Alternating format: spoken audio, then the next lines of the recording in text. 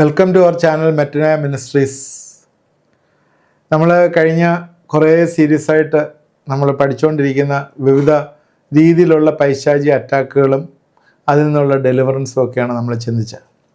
എന്നാൽ കഴിഞ്ഞ എപ്പിസോഡിൽ ഞാൻ പറഞ്ഞതുപോലെ ഈ പൈശാചിക അറ്റാക്കുകൾ വന്ന് താൽക്കാലിക ഒരു ഡെലിവറൻസ് എടുത്ത് നിങ്ങളൊരു ഫെലോഷിപ്പിലോ ചർച്ചിലോ പോയി പ്രാർത്ഥിച്ചു കഴിഞ്ഞിട്ടും വീണ്ടും നിങ്ങളുടെ ഭവനത്തിൽ വരുമ്പോൾ വീണ്ടും ഈ പൈശാചിക അറ്റാക്ക് കണ്ടിന്യൂ ചെയ്യുന്ന ഒരുപാട് അവസ്ഥകളുണ്ട്. അതുപോലെ എന്നെ വിളിച്ചിട്ട് പ്രാർത്ഥിച്ചിട്ട് ഒരാഴ്ച ബ്രദറെ കുഴപ്പമില്ലായിരുന്നു, വീണ്ടും അതേ പ്രശ്നമായി എന്ന് പറയുന്നു. അതായത് ഇതിനകത്ത് എന്താ കാര്യം എന്ന് വെച്ചാൽ, നമ്മളെ സംബന്ധിച്ചിടത്തോളം ഈ കിട്ടിയ സൗഖ്യം വിടുതലിൽ നമ്മൾ കണ്ടിന്യൂ ചെയ്ത് മുമ്പോട്ട് പോകണം എന്ന് ദൈവം ആഗ്രഹിക്കും. അത് നമ്മൾ പലപ്പോഴും നടക്കുന്നില്ല എന്നുള്ളതാണ്. അതിനുവേണ്ടിയാണ് ഇനി ബിൽഡിംഗ് അപ്പ് ഓഫ് പ്രോസസ്സാണ് ഇനി ചെയ്യുന്നത്. ഇതുവരെ നമ്മൾ ഈ പൈശാചിനെക്കുറിച്ച് കേൾക്കുകയും പലതരമായിട്ടുള്ള ഈവിൾ അറ്റാക്കുകൾ വരികയൊക്കെ ചെയ്യും. ഇനി നമ്മൾ ഇതിനകത്ത് നമ്മളെ തന്നെ ക്രിസ്തീയമായിട്ട് ബിൽഡപ്പ് ചെയ്യാണ്.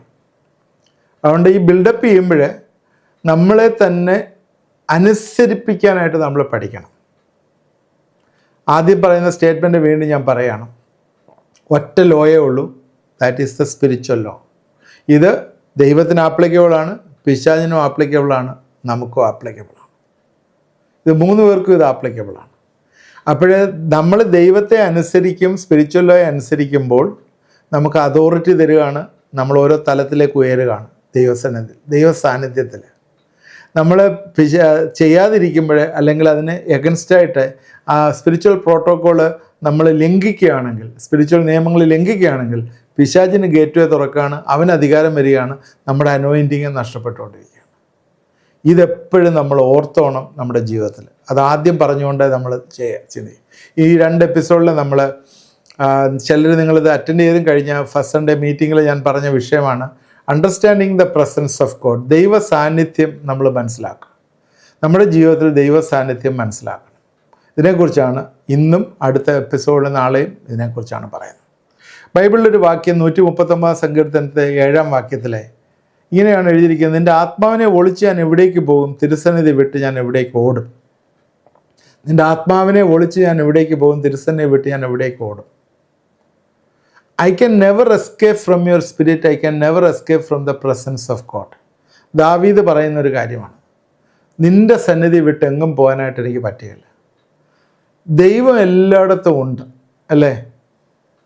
ദൈവം എല്ലായിടും ഉണ്ട്. നമ്മളൊരു പാട്ട് കേട്ടിട്ടുണ്ട്, മണ്ണിലും വിണ്ണിലും തൂണിലും തുരുമ്പിലും ദൈവം ഇരിക്കുന്നു. അത് ശരിയായിട്ടുള്ള മീനിങ് അല്ല, ദൈവം അവിടെ ഒന്നും അല്ല ഇരിക്കുന്നത്. ചുമ്മാ ദൈവത്തിൻ്റെ പ്രസൻസ് ഉണ്ട്, ഓംനി പ്രസൻസ് ഓഫ് ഗോഡ്. ദൈവം എല്ലായിടവും ഉണ്ട്. എന്നാൽ അവിടെ നിന്നും കയറി ദൈവം ഇരിക്കത്തൊന്നുമില്ല. ദൈവം ഒരു ആത്മാവാണ്. യേശുക്രിസ്തു തന്നെ ശമരിയക്കാരി സ്ത്രീയോട് പറഞ്ഞാണ് ദൈവത്തെ ആരാധിക്കുന്ന കാര്യമായിട്ട് പറയുന്നത്. ദൈവം ആത്മാവാണ്, അവനെ ആരാധിക്കുന്നവർ ആത്മാവിലും സത്യത്തിലും ആരാധിക്കണം. ദൈവത്തെ ആരും ഒരു നാളും കണ്ടിട്ടില്ല. പുത്രനല്ലാതെ വേറെ ആരും ദൈവത്തെ വെളിപ്പെട്ട് കിട്ടിയിട്ടില്ല. വേറെ ആരും കണ്ടിട്ടില്ല, ഇനി ഒരു നാളും കാണാൻ പോകുന്നില്ല. അവൻ്റെ മഹത്വത്തെ കണ്ടിട്ടാണ് നമ്മളെല്ലാം ആരാധിക്കുന്നത്. ഈവൻ മോശയോട് പോലും ദൈവം സംസാരിക്കുമ്പോൾ അവൻ തീക്കകത്ത് മധ്യത്തിൽ ദൈവത്തിൻ്റെ സൗണ്ട് കേട്ട് ദൈവത്തിൻ്റെ രൂപമൊന്നും കണ്ടില്ല. ദൈവത്തിൻ്റെ മനുഷ്യനെ പോലുള്ള തലയും കണ്ണും ചെവിയൊക്കെയാണെന്ന് നമുക്ക് പറയാനായിട്ടൊന്നും പറ്റുകയില്ല. ഈവൻ അടുത്തുള്ള ദൂതവൃന്ദങ്ങൾ പോലും അവൻ്റെ മഹത്വത്തെയാണ് വർണ്ണിക്കുന്നത്. ബൈബിളിൽ എഴുതിയിട്ടുണ്ട്, അവൻ്റെ മുഖം കണ്ട് ആരാധിക്കുന്നു എന്ന് പറഞ്ഞ് എഴുതിയിട്ടുണ്ടെങ്കിലും ശരിക്കും അവൻ്റെ ഗ്ലോറിയാണ് നമ്മൾ ആരാധിക്കുന്നത്. അല്ലാതെ അവൻ്റെ ഫേസിൽ നമ്മുടെ മുഖം പോലൊരു മുഖം ദൈവത്തിനുണ്ടെന്നുള്ളതല്ല അതിൽ മനസ്സിലാക്കുന്നത്. ദൈവത്തിൻ്റെ പ്രസൻസ് എല്ലായിടും ഉണ്ട്. ഓക്കെ, ദൈവത്തെ ആരും ഒരു നാളും കണ്ടിട്ടില്ല. ദൈവം ഉണ്ടോ ഇല്ലയോ എന്നുള്ളതല്ല ഇവിടുത്തെ പ്രസക്തി. ദൈവം എല്ലാ സ്ഥലത്തും ഉണ്ട് എന്ന് ദൈവത്തിൻ്റെ സാന്നിധ്യത്തെക്കുറിച്ചാണ് ഇവിടെ പറയുന്നത്. ചരിത്രത്തിൽ നോക്കിയാൽ തന്നെ ദൈവം തന്നെ വെളിപ്പെടുത്തിയ സന്ദർഭങ്ങൾ കാണാം. ഒരുപാട് ഇൻസിഡൻസ് ഉണ്ട് സന്ദർഭങ്ങൾ വെളിപ്പെടുത്തിയത്. അതുപോലെ ചില സമയങ്ങളിൽ ദൈവം നമ്മളെ ഉത്തേജിപ്പിക്കുന്നതായിട്ട്, നമ്മളെ ഇൻസ്പയർ ചെയ്യുന്നതായിട്ട് കാണാം. ഈ ലോകത്തെക്കുറിച്ച് എടുത്തു നോക്കിയാൽ ഈ ലോകം 1 യോഹന്നാൻ 5:19 പറഞ്ഞ സർവ്വലോകവും പിശാചിൻ്റെ അധീനതയിലാണ്. കാരണം പാപം ചെയ്തതിനാൽ ഈ ലോകം പിശാചിൻ്റെ അധീനതയിലായി. എന്നാൽ ദൈവത്തിൻ്റെ സർവ്വ സാന്നിധ്യം ഈ ലോകത്തിലുണ്ട്. Omni present God. അതായത് ദൈവത്തിൻ്റെ സാന്നിധ്യം എല്ലായിടും ഉണ്ട്. നമ്മൾ ചിന്തിക്കുക, നമ്മൾ പാപം ചെയ്യുമ്പോഴും ദൈവത്തിൻ്റെ സാന്നിധ്യമുണ്ട്, പിശാചുള്ളപ്പോഴും ദൈവത്തിൻ്റെ സാന്നിധ്യമുണ്ട്. എല്ലാം ദൈവത്തിൻ്റെ സാന്നിധ്യം എല്ലായിടും ഉണ്ട്. ഓക്കെ, എന്നാൽ ഇത് കൂടാതെ വെളിപ്പെടുത്തുന്ന ഒരു സാന്നിധ്യമുണ്ട് ദൈവത്തിന്. The manifest presence of God. ചില സമയങ്ങളിൽ ദൈവം നമ്മളെ തന്നെ വെളിപ്പെടുത്തും.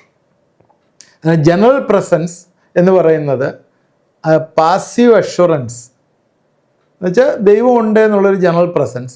Felt assurance, felt presence, general presence and felt presence. Felt presence എന്ന് പറഞ്ഞാൽ ആക്റ്റീവ് പ്രസൻസ്, നമ്മുടെ ജീവിതങ്ങളിലെ ദൈവത്തിൻ്റെ ശക്തി തിരിച്ചറിയാൻ പറ്റുന്ന എന്ന് പറഞ്ഞാൽ ദൈവം നമ്മുടെ ജീവിതങ്ങൾ ആക്റ്റീവായിട്ടും പാസീവായിട്ടും ഇരിക്കാം. നിങ്ങൾ ചിന്തിക്കുന്നതാണ് യേശു ഉണ്ടെങ്കിൽ എല്ലാം ഉണ്ട്, അല്ലേ? നമ്മളെപ്പോഴും അത് പറയുന്നൊരു സ്റ്റേറ്റ്മെൻറ്റാണ്. യേശു ഉണ്ടെങ്കിൽ എല്ലാം ഉണ്ട്. യേശു കാനാവിലെ കല്യാണത്തിനുണ്ടായിരുന്നോ? ഉണ്ടായിരുന്നു. യേശുവിനെ വിളിച്ചു, യേശു അവിടെ ഉണ്ടായിരുന്നു. വൈൻ അവിടെ ഇല്ല. യേശു ദൈവത്തിൻ്റെ പ്രതിരൂപമായിട്ടിരിക്കുന്നതാണ്. ഫിലിപ്പോസ് ചോദിച്ചു പിതാവിനെ കാണിച്ചു തരാൻ. അപ്പോൾ യേശു പറയുന്നത് എന്താ? എന്നെ കണ്ടവൻ പിതാവിനെ കണ്ടിരിക്കുന്നു. അതിൻ്റെ മീനിങ് യേശുവിൻ്റെ പ്രതിരൂപം, മനുഷ്യനായി ജഡാവതാരമായി യേശു ഉണ്ടായി, ദൈവത്തിൻ്റെ പ്രതിരൂപമായി. എന്നാൽ ഈ ദൈവം പ്രസൻ്റായി എവിടാണ്? കാനാവിലെ കല്യാണത്തിന്. യേശു ഉണ്ടായി, എന്നാൽ സംതിങ് ഈസ് ലാക്കിങ്. ചിലതില്ല, വീഞ്ഞില്ലാതെ പോയി. മറിയ വന്ന് പറഞ്ഞു, യേശു പറഞ്ഞു, മറിയ പറഞ്ഞു വീഞ്ഞ് തീർന്നു. യേശു പറഞ്ഞു എന്താണ്? എൻ്റെ സമയം വന്നിട്ടില്ല. യേശു പറഞ്ഞ സ്റ്റേറ്റ്മെൻ്റാണ്. മേരി യേശുവിനോടൊന്നും പറഞ്ഞില്ല. യേശു പറഞ്ഞു എൻ്റെ സമയം വന്നിട്ടില്ല. നിങ്ങളത് എടുത്ത് വായിച്ചു നോക്കുക. യോഹന്നാൻ 2-ാം അധ്യായത്തിലാണ് കിടക്കുന്നത്.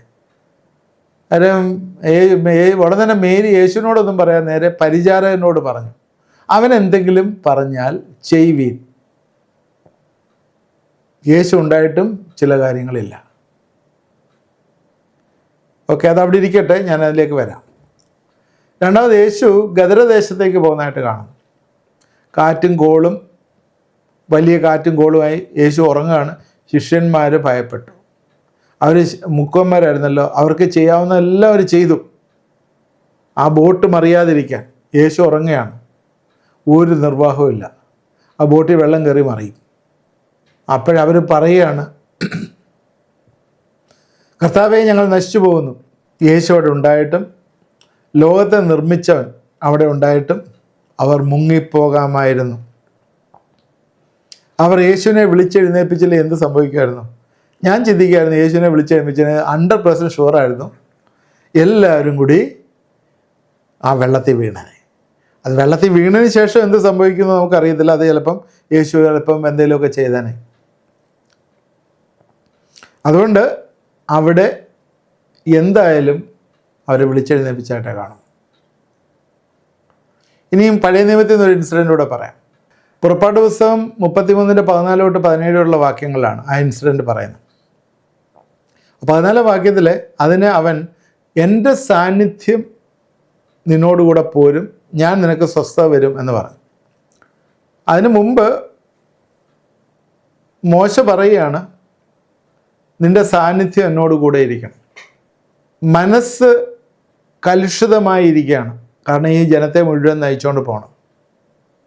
ദൈവത്തിൻ്റെ സാന്നിധ്യം എപ്പോഴും മോശയോടുകൂടെ ഉണ്ട്. ദൈവം അവനോട് പല കാര്യങ്ങൾ പറയുന്നുണ്ട്, ദൈവത്തിൻ്റെ സാന്നിധ്യമുണ്ട്. എന്നാൽ ഇവിടെ പറയുന്നത്, മോശ വീണ്ടും പറയാണ്, നിൻ്റെ സാന്നിധ്യം എന്നോട് ഇരിക്കണം. എന്താണത് പറയാനുള്ള കാര്യം?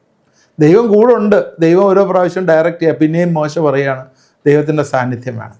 പനീം എന്ന് പറയുന്നൊരു വാക്ക് ഹിബ്രു വാക്കാണ് ഇവിടെ യൂസ് ചെയ്തിരിക്കുന്നത്. അതിൻ്റെ മീനിങ് ആക്റ്റീവ് പ്രസൻസ് എന്നുള്ളതാണ്. മോശ ചോദിക്കുന്ന ദൈവത്തിൻ്റെ ആക്റ്റീവ് പ്രസൻസ് ആണ്. ഇന്നലെ എവിടെയായിരുന്നു ദൈവം? ദൈവം അവിടെ ഉണ്ട്, ഇന്നും ഉണ്ട്. എന്നാൽ എനിക്ക് ആക്റ്റീവ് പ്രസൻസ് വേണം എന്നാണ് മോശ പറയുന്നത്. ബോട്ടിൽ കാറ്റടിച്ച സമയത്തും യേശു അവിടെ ഉണ്ട്, അല്ലേ? അവൻ ഉറങ്ങുമായിരുന്നു എന്ന് മാത്രമേ ഉള്ളൂ, യേശു ഉണ്ടായിരുന്നു.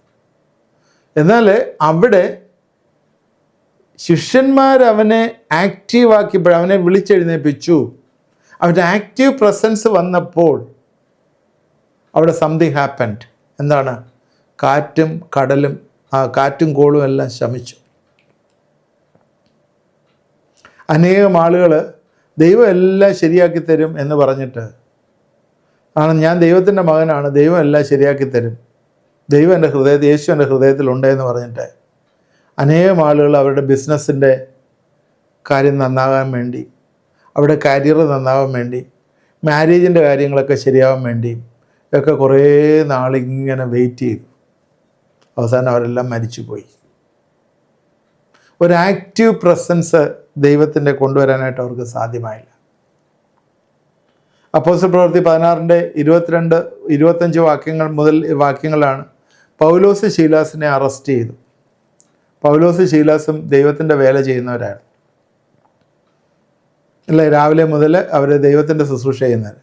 ദൈവത്തിൻ്റെ ശുശ്രൂഷ ചെയ്യുന്നവരെ എന്തിനാണ് അറസ്റ്റ് ചെയ്യുന്നത്? ദൈവം അവരെ സൂക്ഷിക്കത്തില്ലേ? എന്തായാലും അവരെ അറസ്റ്റ് ചെയ്തു, കൊണ്ടുവന്നു, അവർ ജയിലിലിട്ടു. 6 മണിക്ക് വൈകിട്ട് ഏകദേശം 6 മണി സമയമായപ്പോൾ അവരെ ജയിലിൽ കൊണ്ടുവന്നു. ഒന്നും സംഭവിച്ചില്ല. 7 മണിയായിട്ടും ഒന്നും സംഭവിച്ചില്ല. 8 മണിയായിട്ടും ഒന്നും സംഭവിച്ചില്ല. ഇങ്ങനെ അവർ ഇരുന്നു. 12 മണിയായപ്പോൾ അവർ പാട്ട് പാടാൻ തുടങ്ങി. 25-ാം വാക്യത്തിൽ നിങ്ങൾക്ക് കാണാം, അവർ ആരാധിക്കാൻ തുടങ്ങി. പാട്ടുപാടി ആരാധിക്കുകയൊക്കെ ചെയ്തപ്പോഴേ അവിടുത്തെ അന്തരീക്ഷം അങ്ങ് മാറി. അവിടുത്തെ പാസീവ് നേച്ചർ ആക്റ്റീവ് നേച്ചറായി. Presence of God change from passive nature to active nature. 26-27 വാക്യങ്ങളിലെ അപ്പോസ്തല പ്രവൃത്തി 16-26-27 വാക്യങ്ങളിലെ അവിടെ ഭൂമിയിലൊക്കെ ഉണ്ടായി ചെങ്ങലകൾ താഴെ വീണു, വാതിലുകൾ തുറന്നു. ഒരു പെനിയും ഒരു ആക്റ്റീവ് പ്രസൻസ് ഓഫ് ഗോഡ് ഉണ്ടായി. 7 തൊട്ട് 12 വരെ 11 മണിയുടെ ദൈവം അവിടെ ഇല്ലായിരുന്നോ? ദൈവം ഇവിടെ ഉണ്ടായിരുന്നു, അല്ലേ? 7 തൊട്ട് 11 മണിയുടെ ദൈവം ഉണ്ടായിരുന്നു. ഞാൻ ഇവിടെ ഇരുന്ന് ഇത് കേൾക്കുന്നവരോടൊന്ന് പറയുകയാണ്, നിങ്ങളുടെ ജീവിതത്തിൽ ഒരു ആക്റ്റീവ് പ്രസൻസ് ഉണ്ടാകട്ടെ. നമ്മുടെ ജീവിതങ്ങളിലെ ആവശ്യമാണ് ആക്റ്റീവ് പ്രസൻസ്. അതില്ലെങ്കിൽ നമ്മുടെ ജീവിതമൊക്കെ നമ്മൾ ചിന്തിക്കുന്ന പോലെ അല്ല. ദൈവത്തിൻ്റെ സാന്നിധ്യം, ആക്റ്റീവായിട്ടുള്ള സാന്നിധ്യം വേണം.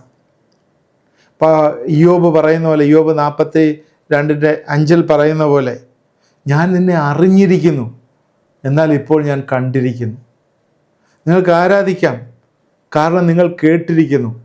നിങ്ങൾക്ക് പള്ളിയിൽ പോകാം, കാരണം നിങ്ങൾ അവനെ കേട്ടിരിക്കുന്നു. അതിൽ തെറ്റൊന്നുമില്ല. അതൊരു പാസീവ് പ്രസൻസാണ്.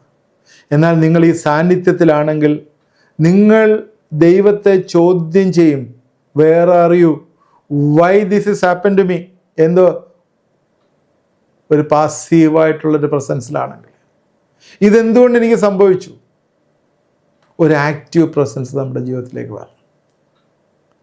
ഈ ദിവസങ്ങളിൽ നിങ്ങളുടെ ജീവിതത്തിൽ എങ്ങനെയാണ് ദൈവം പ്രവർത്തിക്കുന്നത് നിങ്ങൾ തന്നെ വിശകലനം ചെയ്യുക. നമ്മുടെ ജീവിതങ്ങളിൽ കർത്താവിൻ്റെ ഒരു ആക്റ്റീവ് പ്രസൻസ് ഉണ്ടോ? മോശ അത് ആഗ്രഹിച്ചതുകൊണ്ട് മോശയുടെ ജീവിതത്തിൽ ദൈവത്തിൻ്റെ സാന്നിധ്യം വന്നു, അവന് സ്വസ്ഥത വന്നതായിട്ടേ കാണും. അതുപോലെ തന്നെ കാനാവിലെ കല്യാണത്തിലെ യേശു അവിടെ അവൻ്റെ സമയമായില്ല, എന്നാൽ അവൻ്റെ ഒരു ആക്റ്റീവ് പ്രസൻസ് വന്നു, ഒരു അനുസരണം വന്നപ്പോഴേ. ഞാൻ അതിലേക്ക് വരാം, അടുത്ത എപ്പിസോഡിൽ അതിലേക്ക് വരാം. ദൈവത്തിൻ്റെ സാന്നിധ്യത്തിൽ നിറയണമെന്ന് ദൈവം നമ്മളെക്കുറിച്ച് ആഗ്രഹിക്കുന്നു.